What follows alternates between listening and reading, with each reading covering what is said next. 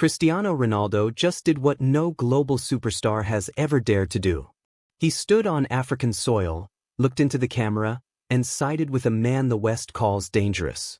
Not for money, not for image, but because he saw something the world refuses to see: a rising Africa and a leader who refuses to kneel.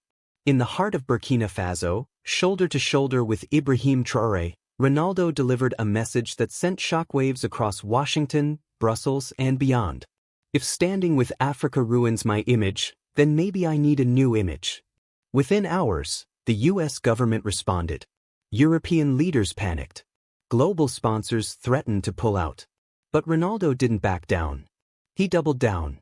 This isn't just football anymore. This is a rebellion. And the empire is cracking.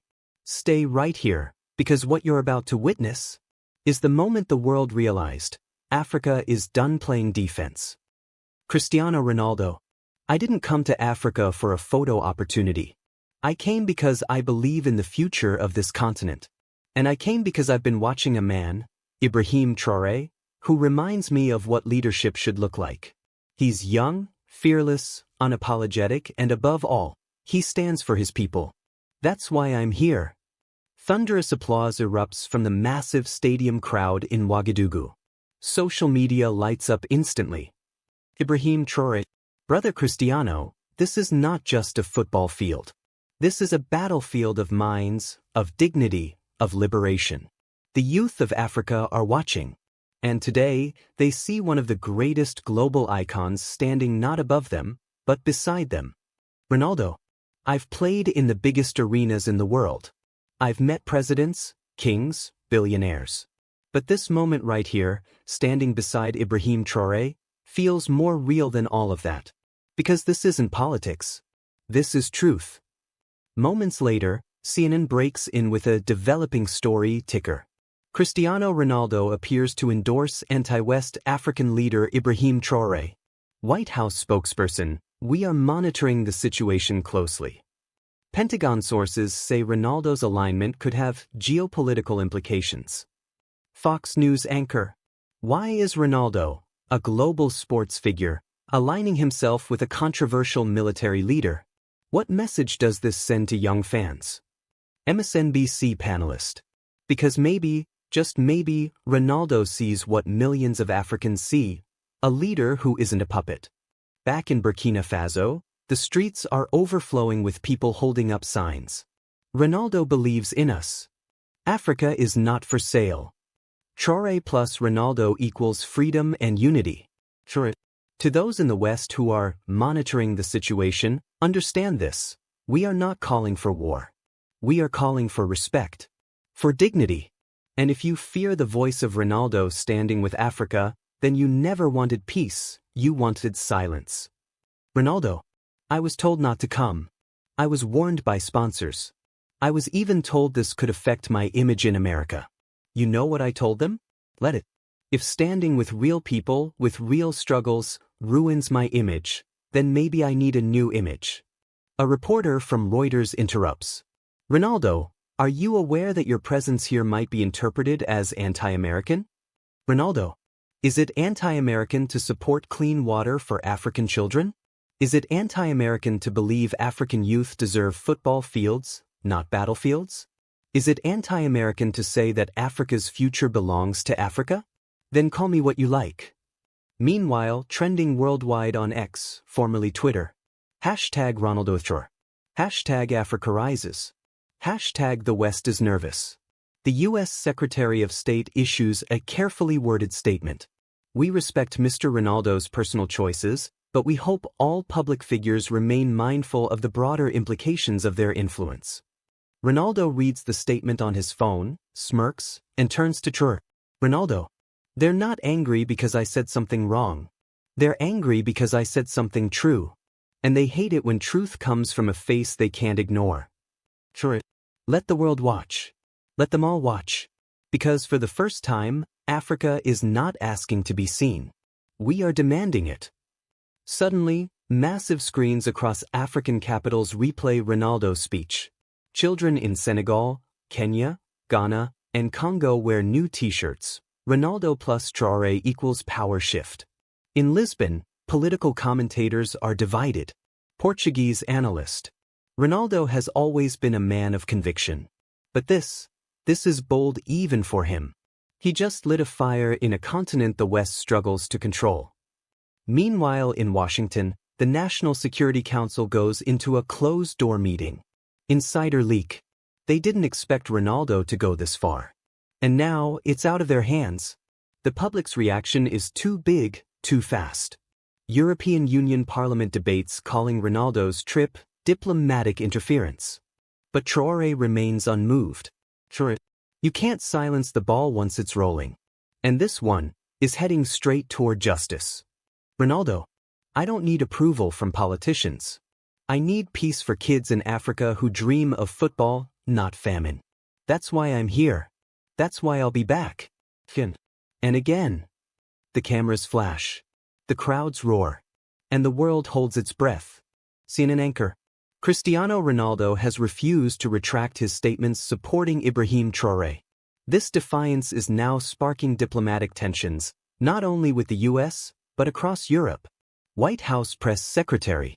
We are deeply concerned by the symbolic alignment of Mr. Ronaldo with a regime that has refused to engage with traditional Western institutions.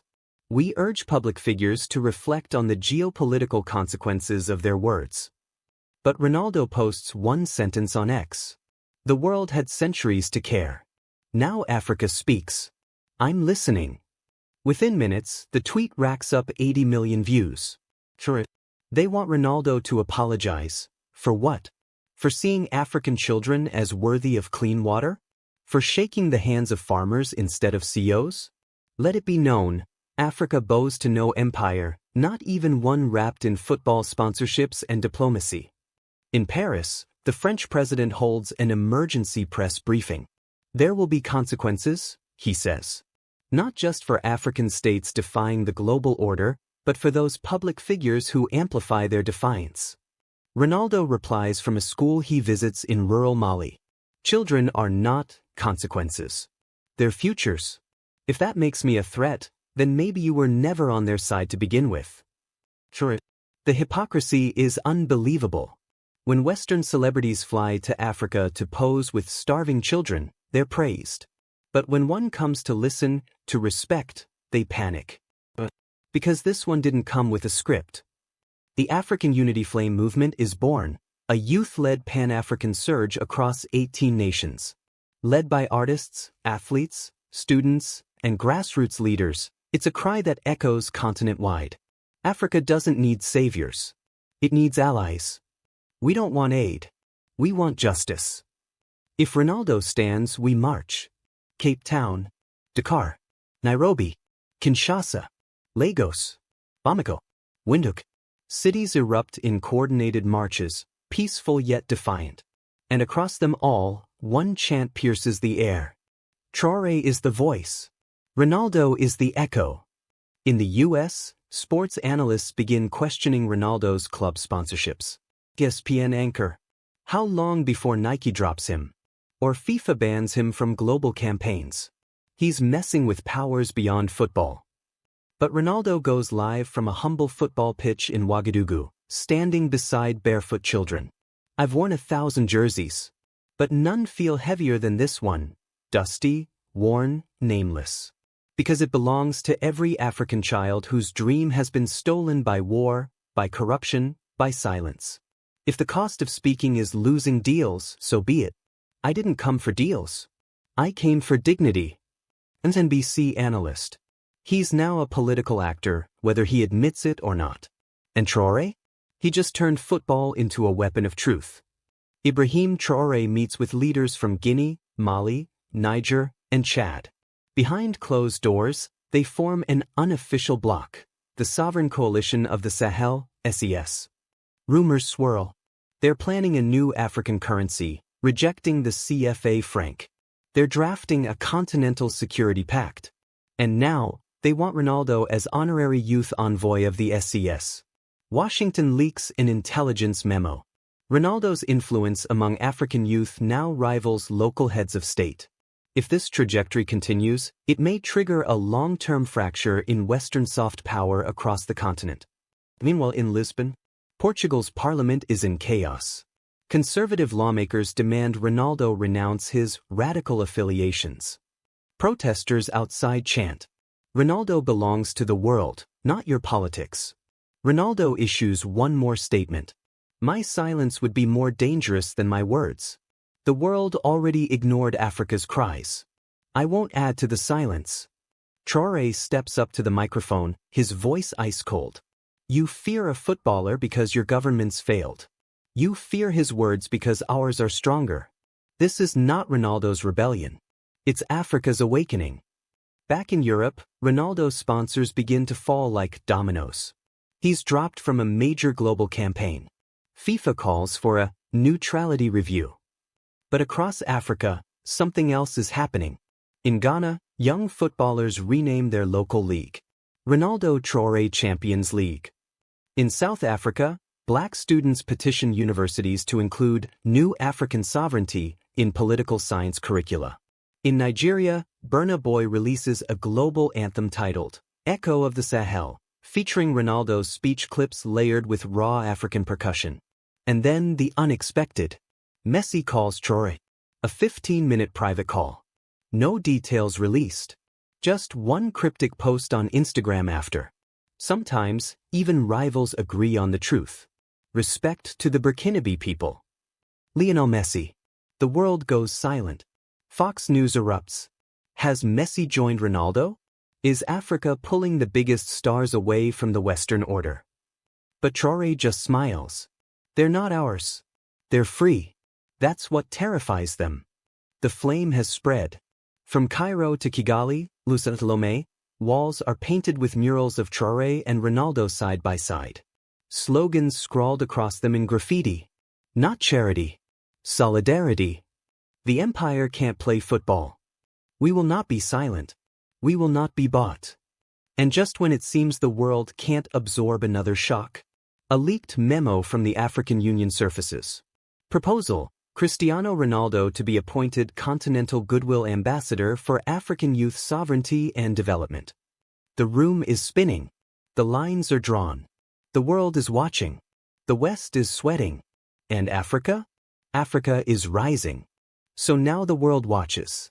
Ronaldo, silenced by sponsors, ignored by elites, but louder than ever. Traoré, threatened by empires, attacked by media, but standing taller than ever. And Africa? Africa is no longer asking for a seat at the table. Africa is building its own table, and the world is scrambling to understand what that means. They tried to reduce this to politics. But it's more than that. It's a rupture. It's a declaration. It's a storm rolling in from the Sahel with a ball in one hand and a flag in the other. This isn't the end of the story. It's just the beginning of a global reckoning, where fame bows to truth, where youth rises over fear, and where Africa stops waiting and starts leading.